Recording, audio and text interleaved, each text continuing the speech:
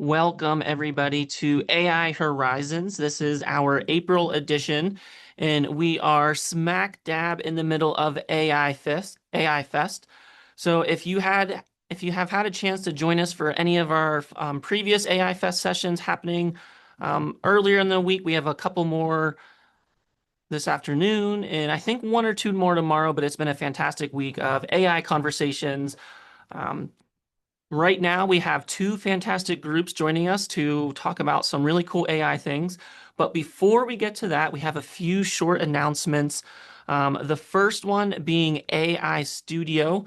So, as you know, we announced an AI Studio pilot within AI Horizons a month or two ago. If you saw Dave's email last week or earlier this week, that pilot is concluding next week on Tuesday. And when that concludes, AI Studio will open to all faculty and staff across Penn State. If you are in the AI Studio Teams space, that will be archived and those conversations will be moved into AI Horizons.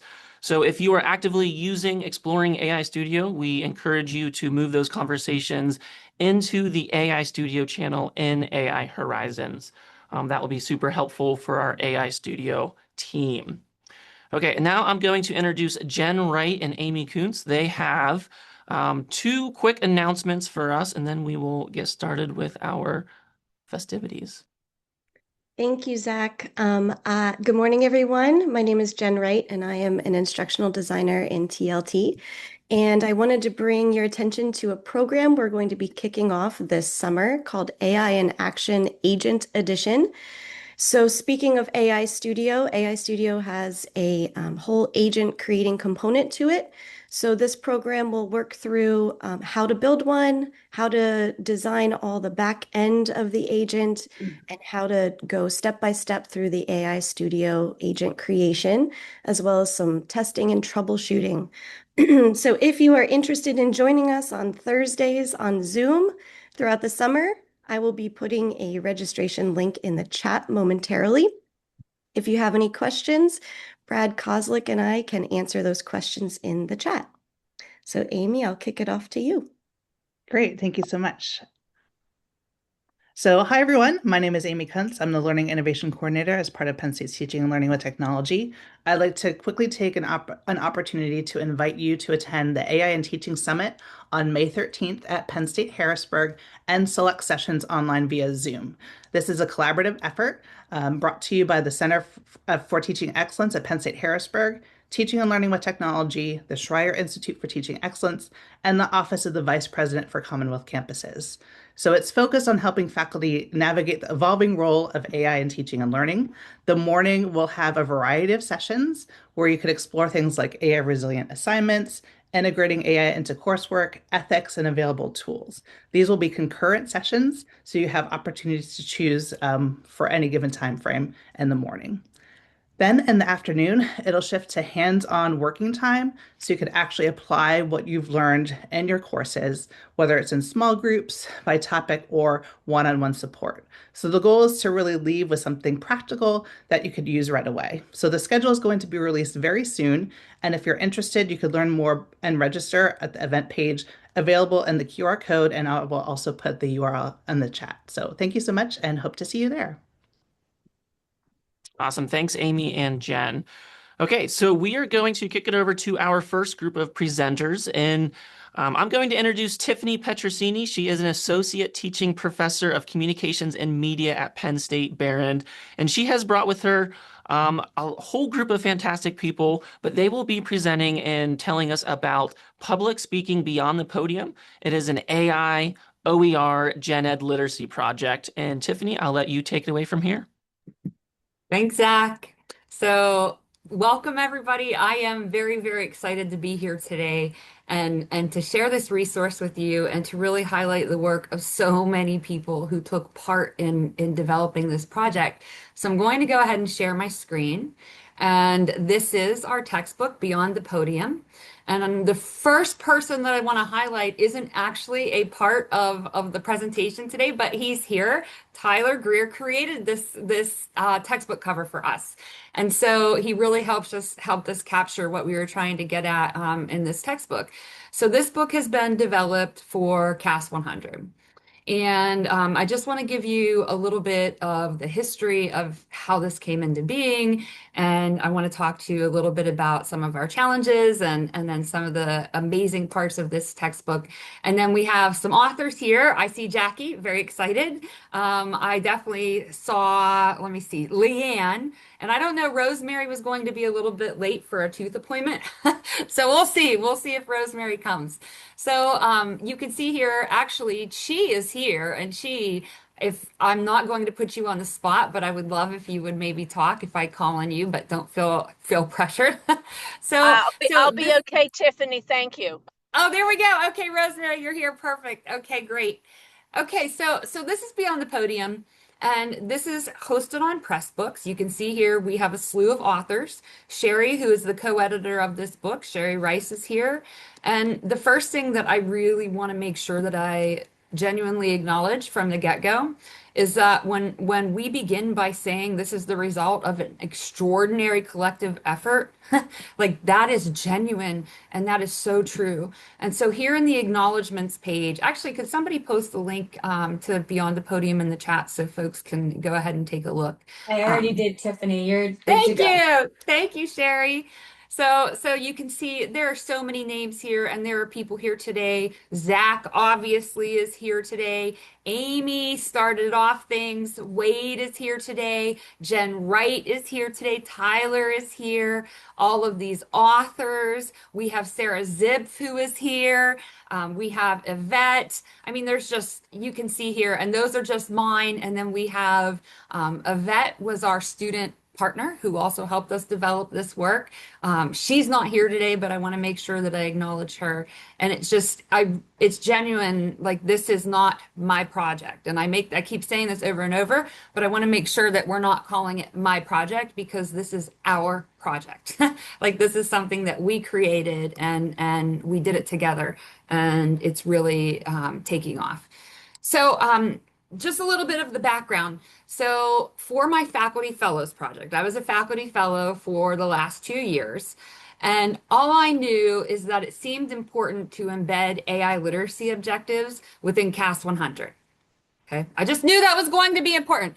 I teach lots of sections of CAS. It's like my main course as I go through my time and all of the Penn State time that I've spent.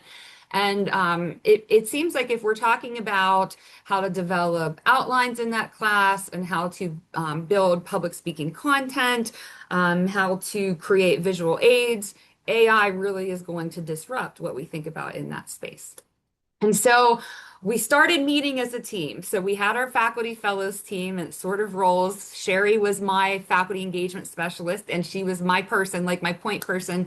Zach was in that project. Chris was in that project. Sarah became pulled into the project. So we had an Yvette. That was one of the most important parts, was that we had a student partner and not a student assistant, like a student partner who had full ability to make changes, suggest changes, and communicate and participate. So we kind of fiddled our thumbs, like we never seemed to have a resolution for how the heck to go about this. We talked about maybe creating a module, and then the module didn't seem really to be like it would cut it. And part of what we needed to do was try to align the communication discipline objectives with the actual objectives of what we were looking to do and aiming to do for the text in the individual chapters, along with AI literacy objectives. And so it was all over the place. It was frustrating.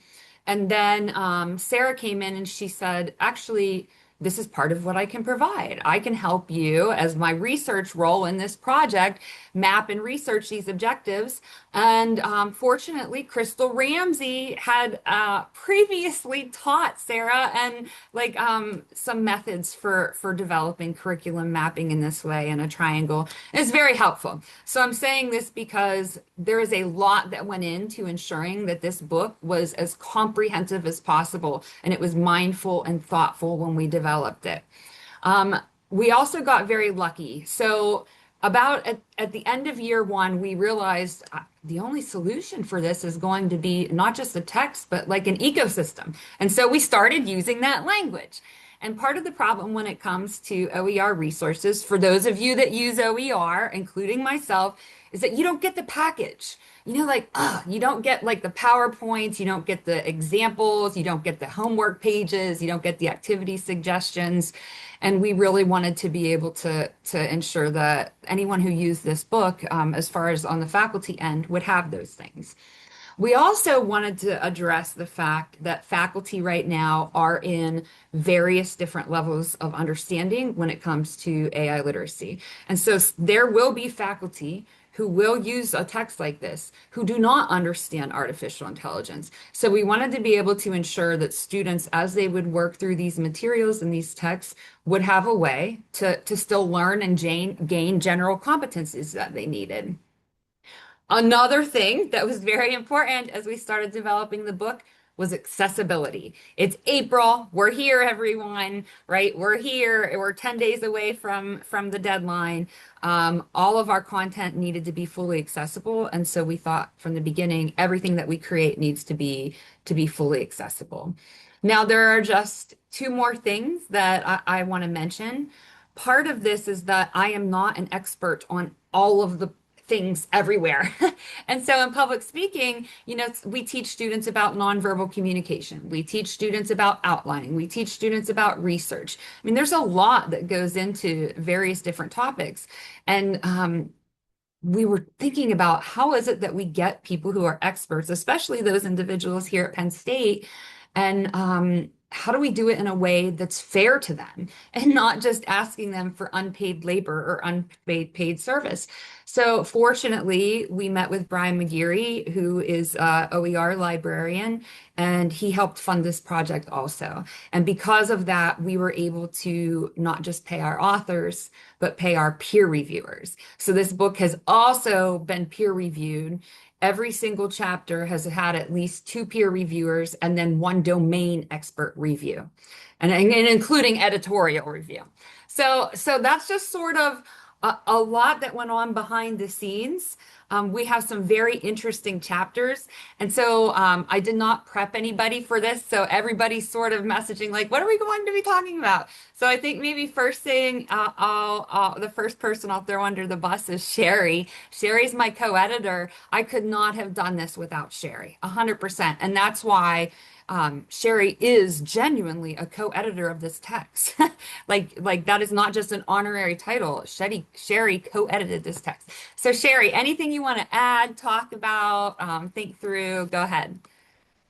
Yeah, well, thanks, Tiffany. No, this was a really fun project. I'm glad that it kind of evolved in the way that it did. I don't know that from the faculty fellows team, we thought it was going to turn into this really wonderful ecosystem, but I think it's going to do a lot of really meaningful work for a lot of different faculty and for students. My role was really to make sure that like this vision happened and that everyone had everything they needed to be able to accomplish the authors to be able to write their chapters, to make sure that we had all of the reviews completed, and also a lot of the AI activity design. So one part of the book that I don't think Tiffany really mentioned is we really wanted to try and make it interactive and have opportunities for students to kind of apply information and really quick knowledge checks, things like that. So the really nice thing about the press book and the H is that we were able to include these H5P interactive components. And so as we were working through the chapters, we had a couple of us on the team that were really helping to support some AI literacy activities. We had authors putting in content activities, and then we turned those into really quick knowledge checks that could be interactive. Students can kind of do multiple choice questions, drag and drops. Jen Wright was wonderful in helping to put all of those activities into the actual press book.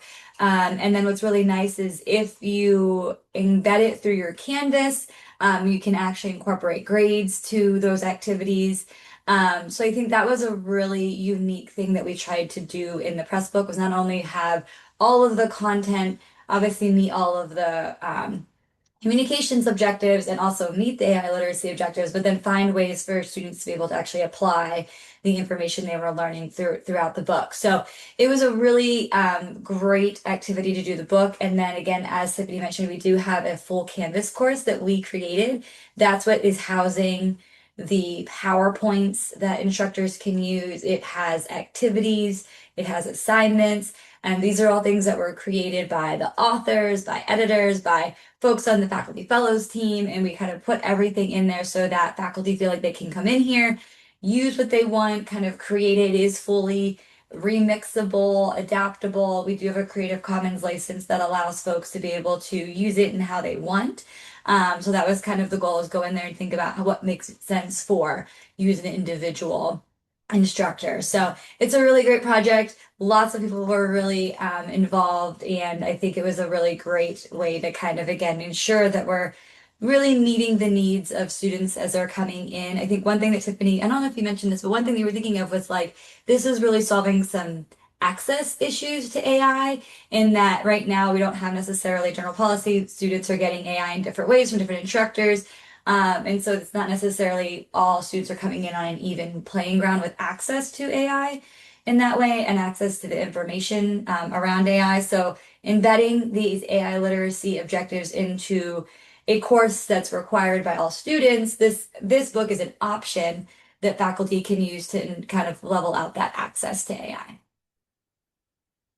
I think that's Yeah. it, Tiffany. Yeah, no, thanks, Sherry. I know there's going to be a million things we forget. We could talk about this for hours. I sort of have, for each author, I sort of have a main topic, but please feel free to talk about what you want.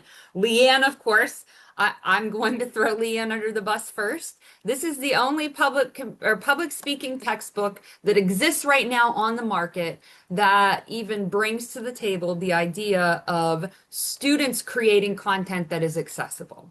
And so just a quick sort of throwing this out there. One of the things that is really common to public speaking texts that you get when you have a package from a major publisher is example speeches. When I started, they came on DVD. I've heard they've come on VHS. Now, if you're lucky, you might find some YouTube videos. And what I ended up doing was I started actually asking students who had really good examples to use their speeches in the future.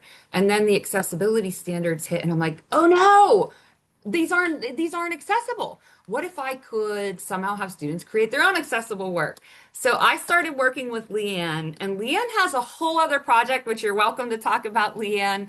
But Leanne, yeah, I'm throwing you under the bus because this is the only public speaking project that even introduces students to the idea of accessibility and thinking through that when they're creating their own content. So Leanne, take it away. Thank you, Tiffany. So I'm Leanne Dickerson. I'm an instructional designer at Barron and our Center for Educational Innovation.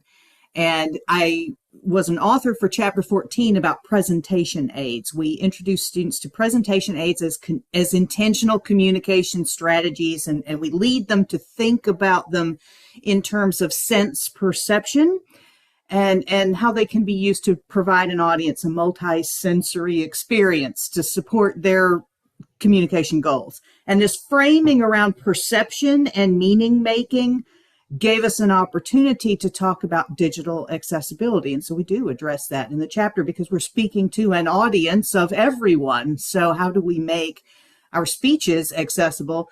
The chapter keeps the emphasis on rhetorical purpose. We talk about types of aids and how to plan and choose and design them, but it's all in service to that rhetorical purpose. Now, AI in it we encourage students to think about it as a design partner, and we give students a checklist whereby they can evaluate the output of AI. Use it to, yes, prototype your PowerPoint and then use this checklist to evaluate that output, which is good for your own output, for the AI output. Use AI as a design partner. Use it to draft alt text or transcripts. But AI has no sense perception. It doesn't perceive things the way people do.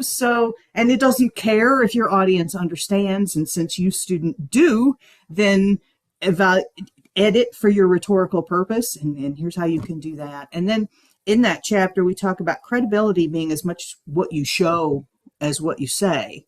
So disclose your sources, evaluate the output, edit for rhetorical purpose. In this way, in this chapter, presentation aids are decisions. Decisions require judgment, and AI is a part of that. It's just a part of the environment in which students develop and practice that judgment. So that's how AI is a part of that. And if you want to talk about digital accessibility, I'll talk your ear off. So thank you. Yeah, thanks, Leanne. So yeah, it's her chapter is very, very effective. And something about Leanne, and I should say, all of the authors had a lot of freedom when it came to developing their chapters.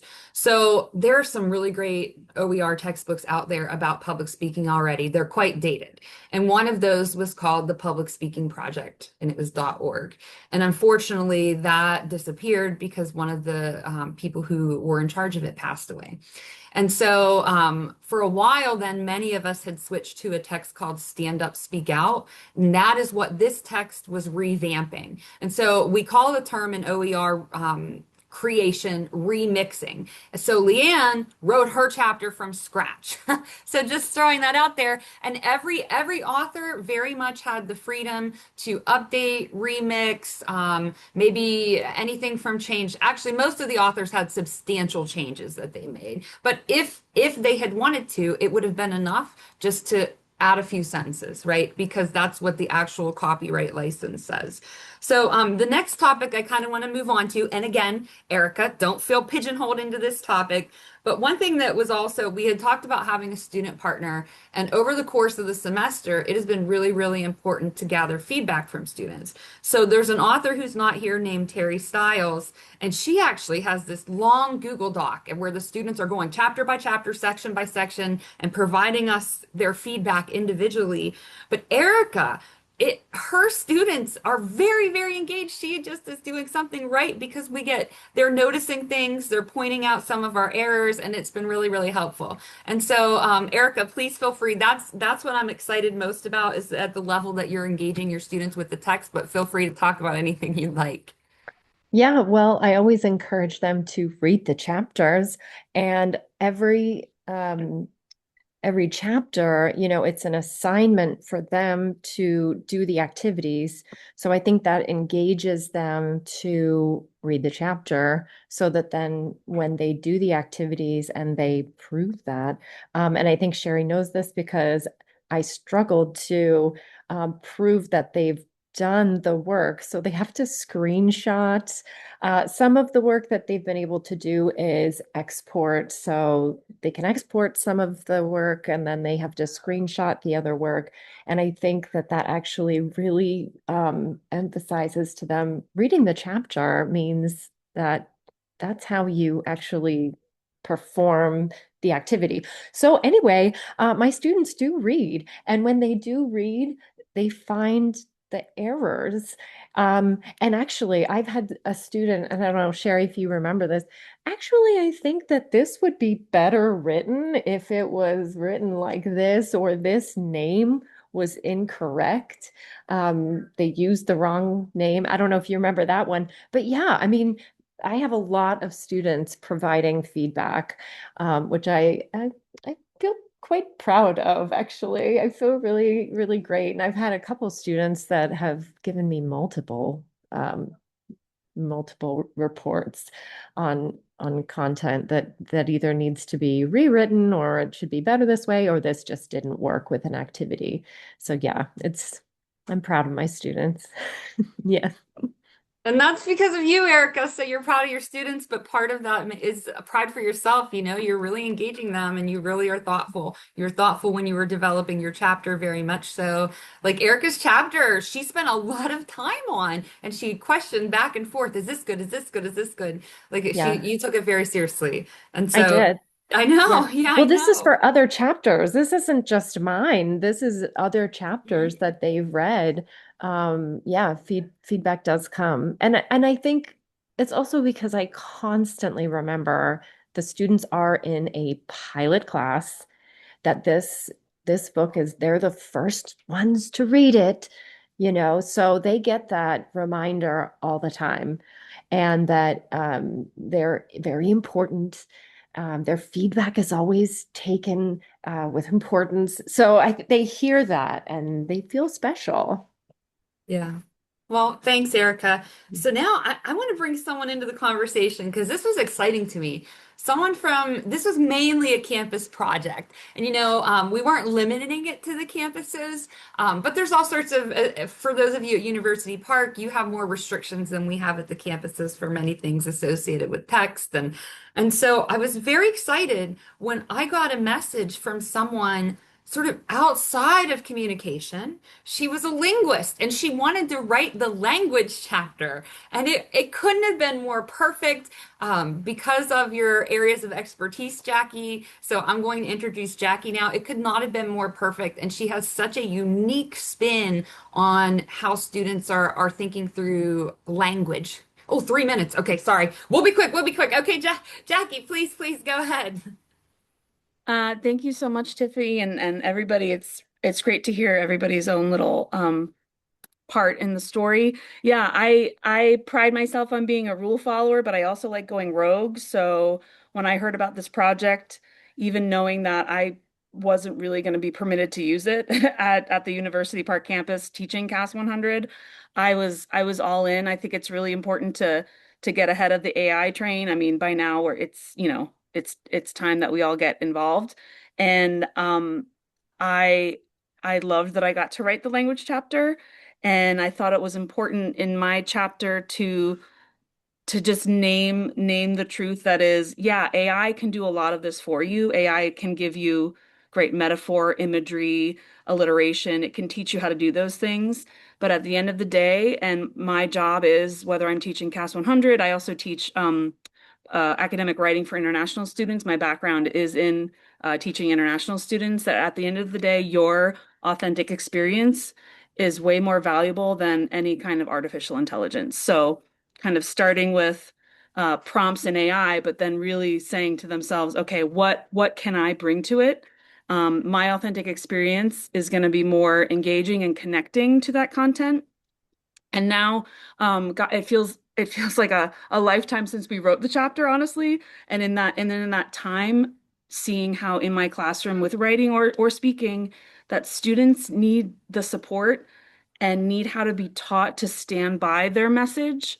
And I think AI has disconnected them from that. But so that kind of has changed my role as their, coach linguist. Like what kind of language can you use that is so authentically true to you that you are able to stand by it and defend it.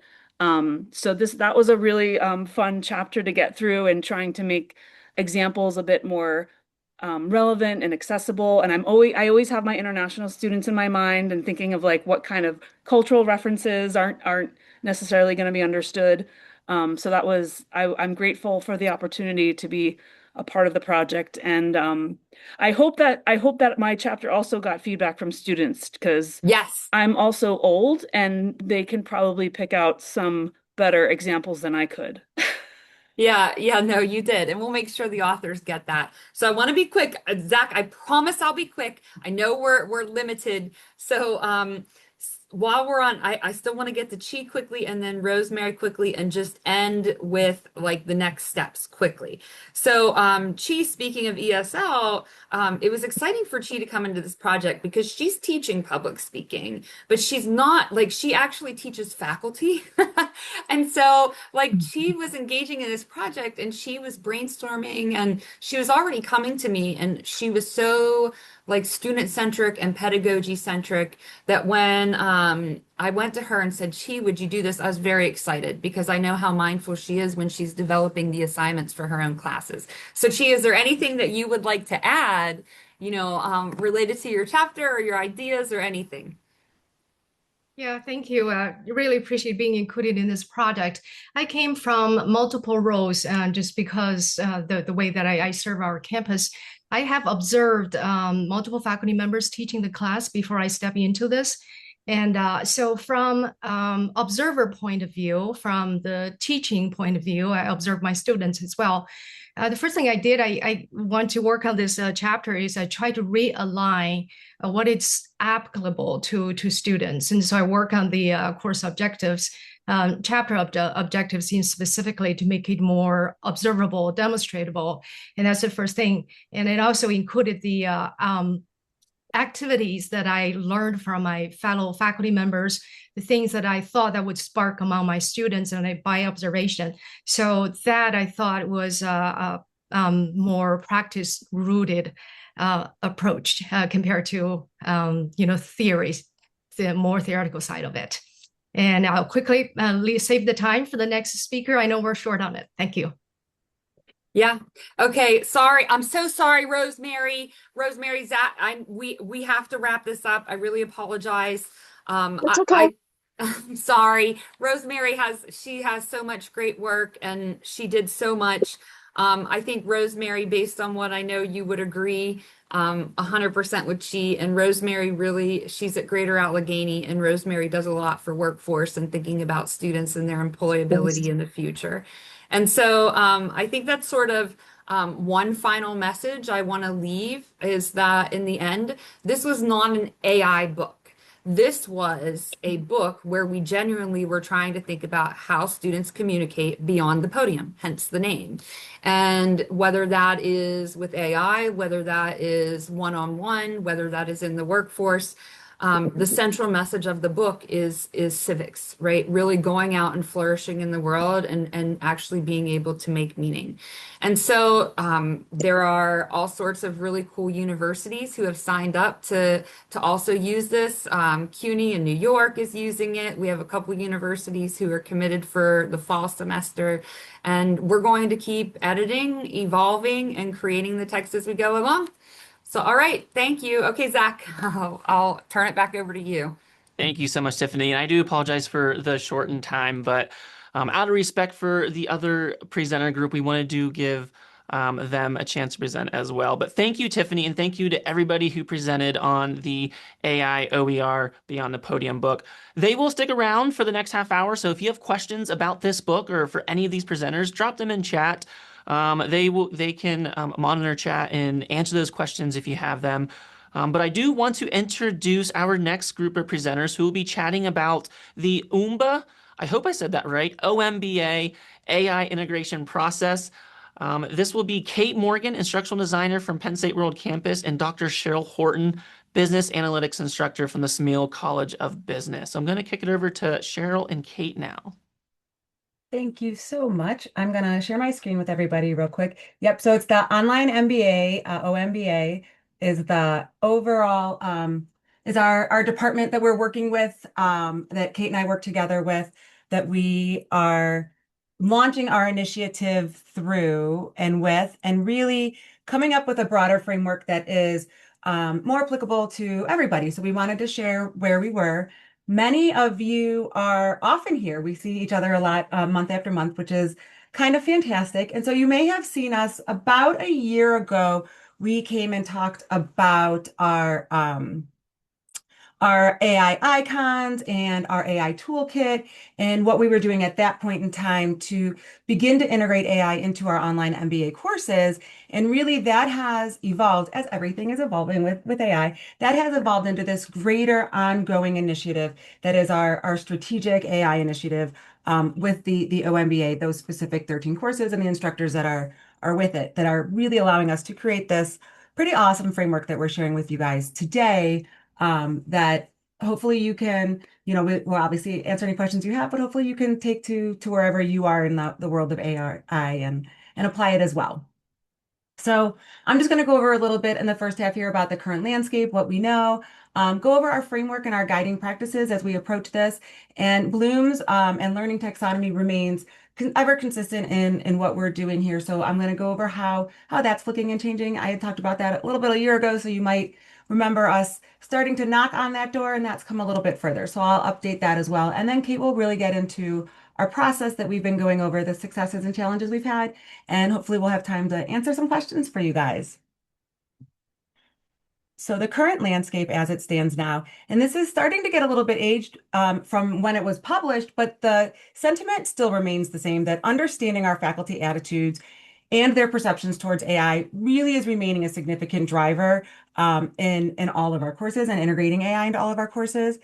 And we always start all of our projects with what success looks like. So for this specific initiative, especially as it's ongoing, really it's important to acknowledge that our faculty are all coming from very different, unique positions of comfort and where their levels and perceptions lie. So some are already experimenting, some are integrating it in their courses, some are really pretty hesitant still. So that's really been an important driver in how we're approaching all of this, and that success is really going to look like having just in time or just enough resources for each of our faculty to really meet them where they are and fit their level of comfort and their discipline and their teaching goals.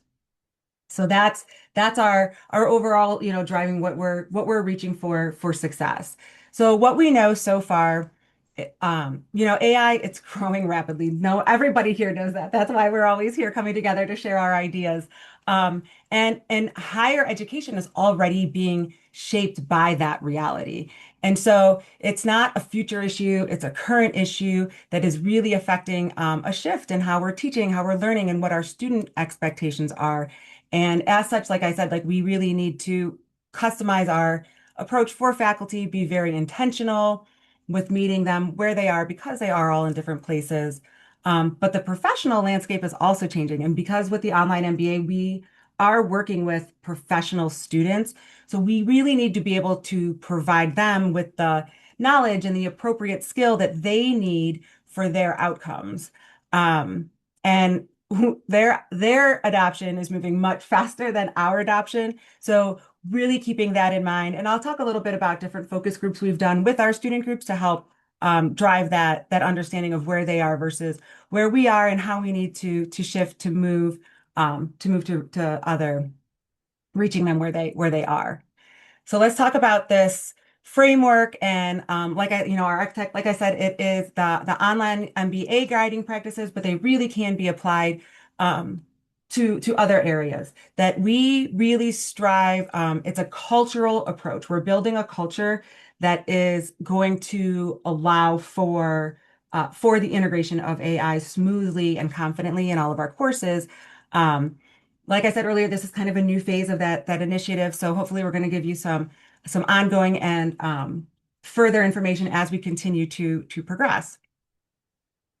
So let's talk about this framework. There's 6 spots. Like I said, continuous quality remains our compass. And I've been with the online MBA since about 2018. So before AI really infiltrated our lives, right? But continuous quality has always remained a key component for our program amongst our instructional designers and our instructors, in that it's not new for us. This isn't anything new for our faculty. We've always strived to use tools and use technology to elevate our teaching and learning. Now the tools and the technology that we are integrating are more AI driven, but it remains key component to our culture. So 2 pathways. We are dedicated towards both. There's 2 different pathways that are happening, right? You've got your pedagogical pathway and your more content specific, discipline specific pathway. So obviously those discipline specific content updates remain essential for every field, but that curricula is going to evolve to reflect what's happening in each of the individual professions that the students are entering or studying. And that is separate from what this initiative is looking at. This initiative is looking at the pedagogical pathway. So while we're committed to both, what we're talking about today is the pedagogical pathway and staying relevant in that arena and really approaching the faculty through pedagogy as opposed to their content or their discipline specific content. We want to create a culture that is just emphasizing the encouragement and the use of AI responsibly, of course, right? So it's not just enough to use it. You have to use it responsibly and with ethics in mind. But we do not want to deter. We do not want to avoid. We want our faculty and our students to have the space to be honest, to have open communication about AI, and that really means discussing clearly where it adds value and where it may introduce risk. So from my instructional perspective, I truly have found that as soon as I open that door for students, students are far more willing to ask me questions so that they have a greater understanding of responsible use. So we really do want to have and help to impart that upon all of our faculty to keep this as an encouraged use of AI and encouraged use of responsible use. It's responsible, it's not casual. We're insisting on integrity, but by keeping that communication line open, it's allowing students to feel comfortable to ensure that they are using it responsibly and that their use is appropriate. So like I said earlier, the learning taxonomy, that remains relevant and it will continue to remain relevant. That's always going to be a part of what we're doing. It's just starting to evolve and look a little different. So we are really, and Kate will get into this a little bit more, but we are really working hard to integrate the learning taxonomies into how we are approaching our human-centered collaboration with our learning design and taking these traditional frameworks and elevating them to really prioritize critical engagement, to prioritize creative problem solving, and the different kinds of capacities that students will need to use in practice with their degrees as well as they go further into the field. So understanding that this is a resource for our instructors to use with their pedagogical improvements to their courses is just helping to integrate that into our culture and really keep a focus on learning taxonomies. Viewing AI as a partner and not a replacement is really an important part as well. We are creating a mindset in our culture where both faculty and students are approaching AI as a partner in achieving goals. And like I said, we did a lot of student focus groups where we talked to them to find out where they are, if we're meeting them where they are, where their needs lie. And that was a big piece of feedback that we had, that in their professional lives, they're already using AI as a partner. They want to have a greater understanding of using AI as a partner in their academic lives as well. And so as such, we really brought that away or took that away from those focus groups and made that a huge part of our framework, that as we're working with and partnering with our instructional designers and our faculty, we want them to approach their course design considering AI as a partner and not a replacement for any one piece.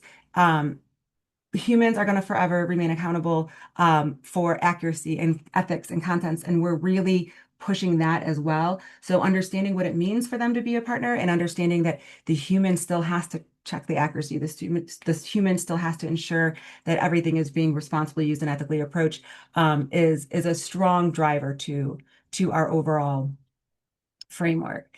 And then finally, the creating an environment where we are all comfortable and we are really emphasizing to keep learning and keep exploring, because we're all still learning. We are that the space itself is evolving and it's continually creating opportunities for us to need to work, to learn, to experiment, to try new things, to explore, and to ask questions. So that kind of learning requires a dedicated time and support. And our faculty need to know that they can turn to our instructional designers, turn to our AI specialists, and to each other, to their colleagues for help and to be able to ask questions and continue to explore and continue to learn in this what we consider a pretty awesome space, but what others might consider a little bit intimidating or overwhelming. So our approach is truly maintaining this personalized, practical, one-on-one support tailored to those individual courses or to those individual faculty as they need and as their teaching goals require. We really are, from our team's perspective, really trying to model this curiosity, and the curiosity helps to build the culture of responsible innovation. And so that's really driving the framework even further and to beyond. So I'll talk real quick about how we're elevating Bloom so that it'll hopefully make a little bit of sense as Kate gets into our overall process and where we're taking this. So as I said, like the learning taxonomies still obviously remain super relevant in pedagogy and how we are approaching academics and teaching our students and their learning experience within our program and within our courses. So a couple years ago, when AI really first made an impact, you probably remember Oregon State came out and they took this took Bloom's, kept Bloom's as it was, and they just said, here's the distinctive human skill, and here's how generative AI can supplement that skill. And so they really went through and said, at the lower end, you're looking at, the human skill is to recall without the tools, where AI is going to, or generative AI is going to supplement that by helping to retrieve facts or make lists or define order. And it was a good start in that it was acknowledging there needs to be a shift. There needs to be somewhat of a shift in our learning taxonomy. But we had recognized then too, where you might remember us saying like that it needs to be elevated though. It's not enough to just say, this is how it can supplement the existing taxonomy. It needs to change.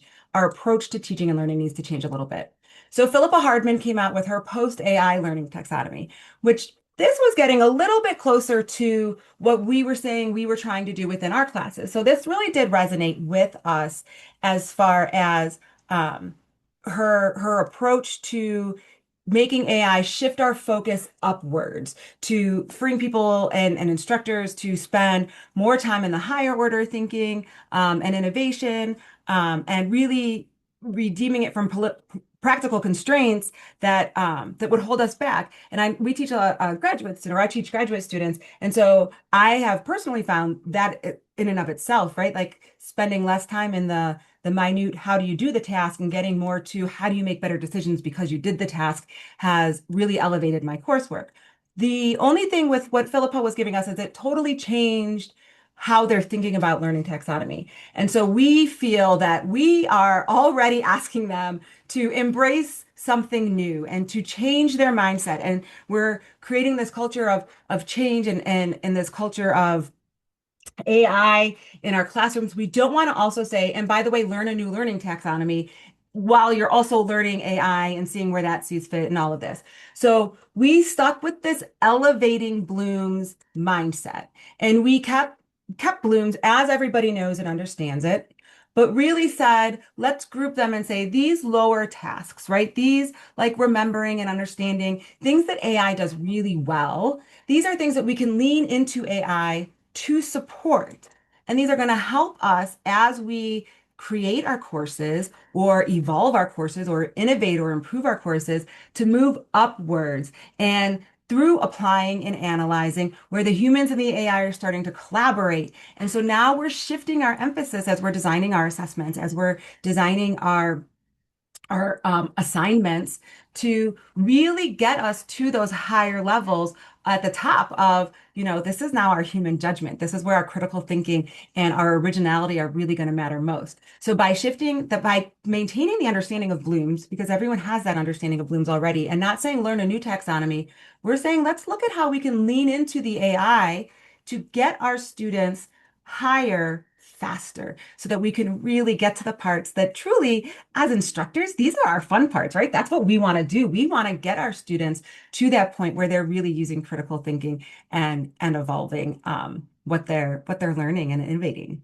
So with that, I am going to pass this over to Kate to go over the process with you guys. Thank you, Cheryl. That was a really good overview of how this process was thought about before it even started. Okay, so obviously the next question was, what did we do about all of that thinking and how did we think about it? And at World Campus, we didn't just want to react to AI. We wanted a process that was intentional, scalable, and honestly human. It has to be human, right? So we anchored around 3 ideas. First, we had to engage the faculty, because if AI is happening to faculty instead of with them, this whole thing is going to collapse, because we know it happens fast. Cheryl, you said it. AI is just happening way too fast, and it's overwhelming. More importantly, it can feel overpowering. And we recognized that shared discovery was really the best approach. And second, we needed to empower the instructional designers, not as support staff, but a strategic focused learning scientist. You know, not so much just helpers and more, and I'm just stay with me on this, and more heroes, okay?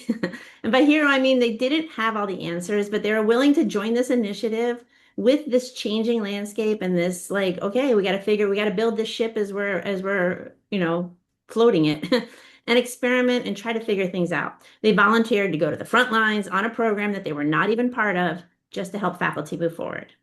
And third, the goal was to elevate course content, not just sprinkle AI here and there like Parmesan cheese or anything, but to improve learning experiences in some meaningful way. How do we help students learn in a world that is threatened by AI? How do we help them navigate to learn the vocabulary, to openly discuss it intelligently, and to ethically use it in their field? That's a lot. And no one really knows how to do that. So how do we start that conversation? So this isn't really about just tools we use. It's about how do we transform the way we approach this? And it's a process that people can actually follow. So we have a very scaled process. We had 13 courses and we did this, but what we're talking about can be scaled down to one-on-one, honestly. So next slide, please. So obviously a process is only as good as its timeline. So we map this out across multiple terms to make it realistic, okay? So we started in the fall of 2025. It was kicked off with a faculty meeting in September saying, hey, we're going to do this initiative. And then we, Dana, who could not be here today with us, Janet Duck, who is the coordinator of the program, Cheryl and myself, we started individual consultations throughout fall 2025 with the faculty. We sat down with them one-on-one so we could better understand their courses, their feelings, their experience with the AI, maybe identify some pain points in their courses where AI could make a difference. And honestly, it was very casual conversations. There was no pressure. It was like, where are you with this? And how does it make you feel? And what are you afraid of? After we took that information down, we took lots of notes. We went to the six instructional designers and we paired them up with the faculty. We kind of considered personalities and the programs they're currently on and ideas and how they work with people. And we paired them all up very intentionally. And then in the spring of 2026, we rolled up our sleeves and jumped into the hard work. That's where we are right now. And this is where the ideas have turned into like real changes inside these courses. It's really surprising. They're different. They're thoughtful. Stay tuned. They're going to be showcasing our work at the end of this month, and you're all invited, but more on that later. I'll put a link in the chat. So over the summer of 2026 is when we're going to be finalizing our first set of things. And this is the behind the scenes magic, editing, polishing, doing all the stuff, you know, crossing the T's and dotting the I's and making sure things actually work the way we hope they're going to work. So fall 2026 is go time. This is where it gets exciting. This is our first integration of AI improvements at scale. This is where the courses start to feel different to students. Okay, so we're working on syllabus statements, some announcement language to share with faculty. We're going to be monitoring and asking for feedback, all kinds of things to see what if this process is really as successful as we hope it's going to be. In spring 2027, we go to optimization. We're going to look at feedback data, see what works, see where challenges happened, and then we iterate. We go on from that. And after that, it goes back to continuous improvement. Because if AI has taught us anything, it's that done is a myth, okay? It keeps going. We're on a hamster wheel. So this becomes a living system. Anyway, next slide. Remember that hero term I said? I, with permission of all the instructional designers, turned them into actual Avengers, okay? I made them into these heroes based on their personalities, and we use the Avenger term because it was such a big undertaking and they showed up. So we identified these heroes, if you will. We gave them personas, but we didn't just say, here's AI, good luck. You're instructional designers, you're capable, go handle it, because all of these people had a lot of experience with instructional design. We wanted to set them up to succeed. So suddenly we're like, how can we help set them up to succeed? Well, we provided them with paid ChatGPT accounts, so they weren't stuck fighting with limitations or outdated models, okay? We brought in a dedicated project manager to keep everything moving because chaos isn't a strategy, and this felt a lot like chaos.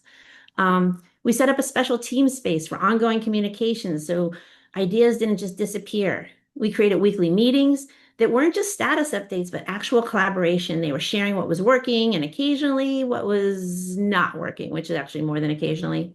There was a lot of side conversations as well. If anything, I would say this initiative has brought us closer as a remote working community. It really brought a sense of community to us because we were constantly back channeling each other, asking questions, asking for feedback, those kind of things. One of the examples I want to show from how we brought this community together is, you can go to the next slide, is the Padlet. Okay, everyone knows what a Padlet is, right? So this is one of the tools we used. And it kept our ideas in a place that was revisitable, reusable, and kind of a snapshot of our thought processes. And this is our Padlet, and at first glance, it looks like just a board with columns, but it really is kind of a really exciting picture of our brains. We structured it intentionally. We have space for ideas and resources where people would drop articles or prompts or tools. We have the conversation starters, because honestly, sometimes that's the hardest part. Like sometimes faculty waffle. I don't know, like, okay, I'm in, wait, I'm not sure I want to change anything. How do we begin this conversation? How do we have the way to move forward or to address it honestly? So we made space for questions. And this one's important because it signals that not knowing is part of the process, right? Now, this column isn't the longest column, as you can see, because we covered a lot of that in our weekly meetings.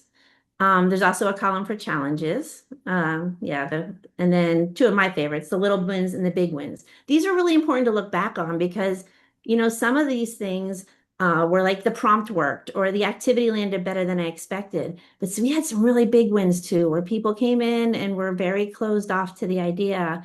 And all of a sudden, they're in there and they're making changes and they're like, hey, can I try this? And have you thought about this? And is there a way to do something else? So suddenly the creative spark has been ignited and everyone was working together. So what this did was create visibility of our process. Okay, next slide. Another tool that we provided were customized GPTs. I said we had a paid account with ChatGPT. Well, we intentionally created a few helper GPTs to get people maybe in the right headspace. So as Cheryl had talked about Level Up with Bloom's AI, we created one that was specifically based on the Oregon pyramid, if you will. And it helped them look at their learning objectives, maybe look at some assignments and see if they matched well together or if they could be elevated in some way because AI is present. And maybe they didn't need to define a bunch of terms. Maybe they could take those terms and apply them, right? So how can we elevate things? So it really helped them walk through their own assignments. It was not this is how you need to do things. It was more conversational GPTs. We also did one for Philippa Hardman's, the Level Up with Post AI Taxonomy. And like Cheryl said, we were really excited about what Philippa Hardman did offer, but we also recognize that faculty are very familiar with Bloom's. So keeping something familiar in this change was really important. And then finally, my favorite one was the AI Icons Assignment Advisor. We have these AI icons in the university and they've been given to everyone, but a lot of people are like, great, I put it in my course, but I don't know what to do with it. So this GPT helps faculty look at their assignment, assign the right AI icon, or change it. Say they wanted to make it harder or make it less. And then it helped write specific instructions so that it matched the icon, was clear to the students on how they were supposed to use AI or not use AI, or why they weren't supposed to use AI, maybe deliverables, and then a grading rubric. So faculty who were unsure with their level of knowledge or experience had something to lean on to help them grade it. Because again, this is unfamiliar territory for a lot of people. So asking them to say, okay, here's an AI icon, now grade this AI assignment when they're like, I'm just learning about AI myself. I feel like this was a really good tool that helped people feel a little more confident in the process. So final slide. Not really the final slide, but the final educational slide here. This is just a vision of our metaphorical toolbox. It's powered by people and it's grounded in theory. Because yes, all the tools matter, but it's how you use the tools that matter so much more. So we're developing training materials that are practical, reusable.